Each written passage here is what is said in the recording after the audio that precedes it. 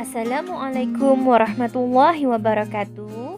Saya bernama Nurhaliza binti Razali, memegang kad matriks PI 014. Pada hari ini saya akan membahaskan isu pemindahan organ dalam perspektif Islam. Mari kita lanjut kepada pembahasan kita pada hari ini. Dalam Islam tidak ada istilah berputus asa. Sebagai makhluk, kita diamanahkan oleh Allah SWT untuk mengimarakan muka bumi ini. Kita seharusnya memanfaatkan akal fikiran yang dikurniakan untuk menyelesaikan masalah dan cabaran yang kita hadapi. Salah satunya ialah merawat penyakit. Dengan perkembangan pesat perubatan moden, pelbagai kaedah dan cara yang telah ditemukan dan diperkenalkan, antaranya ialah pemindahan organ. Kaedah ini membuktikan ia dapat membantu pesakit-pesakit yang mempunyai kegagalan organ dalam peringkat akhir. Pemindahan organ ini adalah merupakan proses di mana seseorang itu memindahkan organnya untuk seseorang, yang mana pemindahan ini adalah bertujuan untuk menggantikan organ penerima yang gagal berfungsi. Pemindahan organ boleh dilakukan kepada penderma yang meninggal dunia ataupun masih hidup. Bagi mereka yang masih hidup, mereka boleh menderma sebahagian hati dan juga salah satu buah pinggang mereka, iaitu ginjal.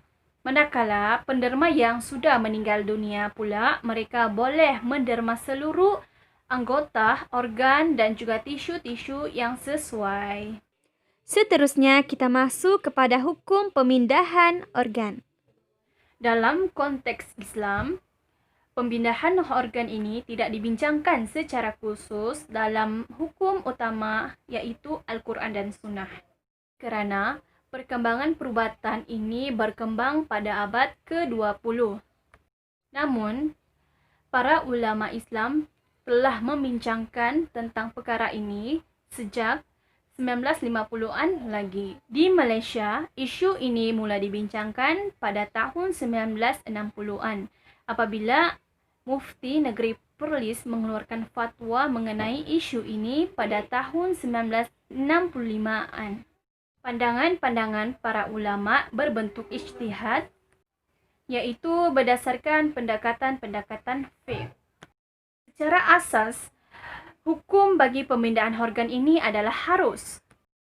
Hal ini kerana pemindahan dan juga pendermahan organ ini memenuhi tuntutan menyelamatkan nyawa, yang mana ia merupakan salah satu maqasid syariah. Kaedah ini merupakan rawatan pilihan terakhir untuk menyelamatkan nyawa pesakit yang mempunyai kegagalan organ untuk berfungsi pada peringkat terakhir. Ini bermaksud tiada kaedah mahupun pilihan yang lain untuk menyelamatkan nyawa pesakit-pesakit tersebut. Seterusnya kita masuk kepada asas-asas keharusan pemindahan organ.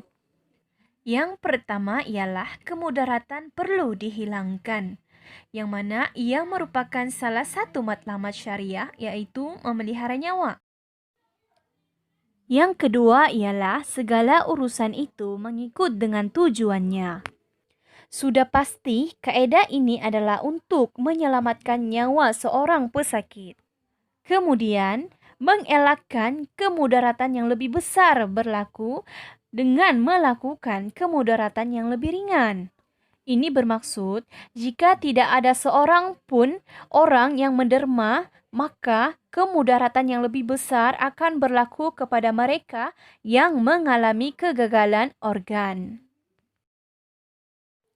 Yang ketiga ialah kesukaran membawa kemudahan. Dalam surah Al-Baqarah ayat 185 yang bermaksud Allah mengkehendaki kamu beroleh kemudahan dan Dia tidak mengkehendaki kamu menanggung kesukaran. Baiklah, seterusnya mari kita masuk kepada persoalan-persoalan yang lazim tentang pemindahan organ ini.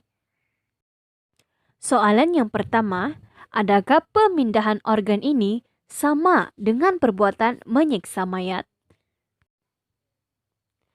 Daripada Aisyah bahawa beliau mendengar Nabi Muhammad SAW bersabda, sesungguhnya mematahkan tulang si mati adalah sama seperti mematahkan tulangnya semasa ia masih hidup.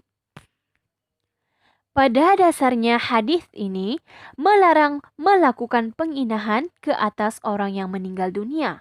Ini karena Islam sangat menitik beratkan soal memberi penghormatan kepada orang yang sudah meninggal dunia, sama ada ia orang Islam maupun bukan Islam. Perbuatan mematahkan tulang si mati sering dikaitkan dengan penyiksaan mayat. Walau bagaimanapun, pemindahan dan pendermaan organ bukan dilakukan kerana niat jahat ataupun tujuan yang tidak bermanfaat.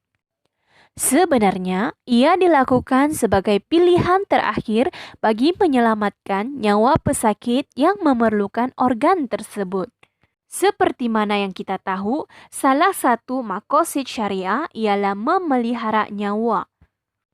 Maka, larangan yang dinyatakan menerusi hadis ini terbatal apabila wujud keperluan yang lebih utama mengatasi larangan tersebut.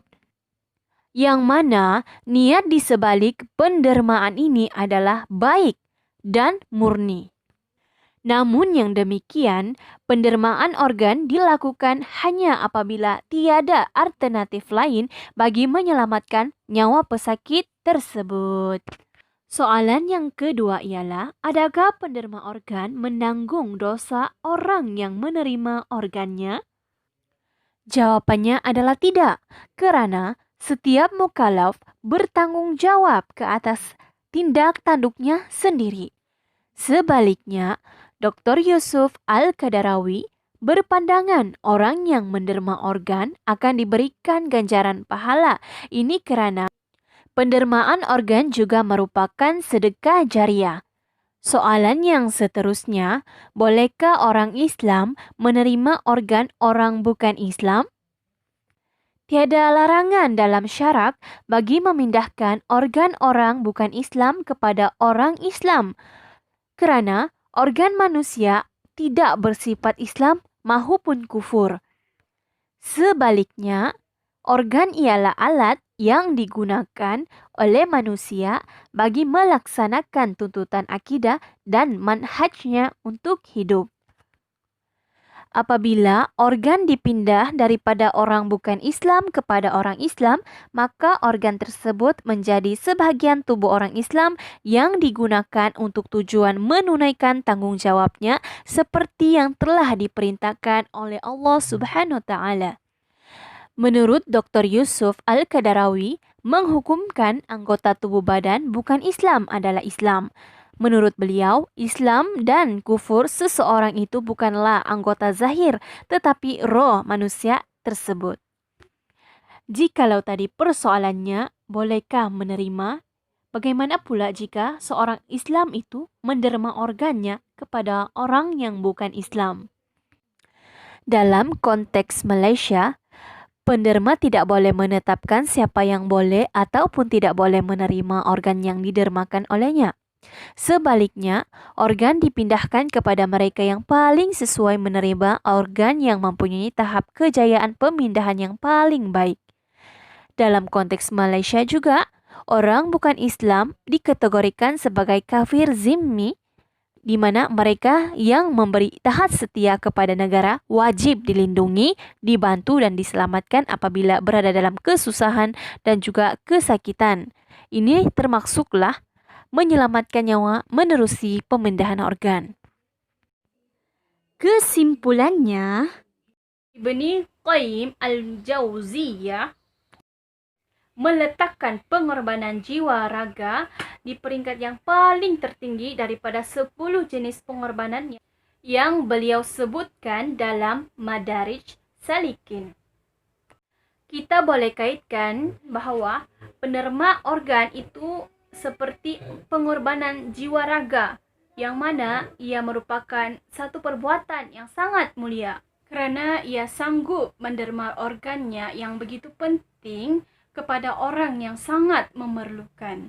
Dengan adanya sifat tolong-menolong dan juga bantu-membantu antara satu sama lain, terutamanya pada mereka yang sangat memerlukan, ini memberi satu impak yang sangat besar untuk keharmonian dan juga kemaslahatan masyarakat dan juga negara.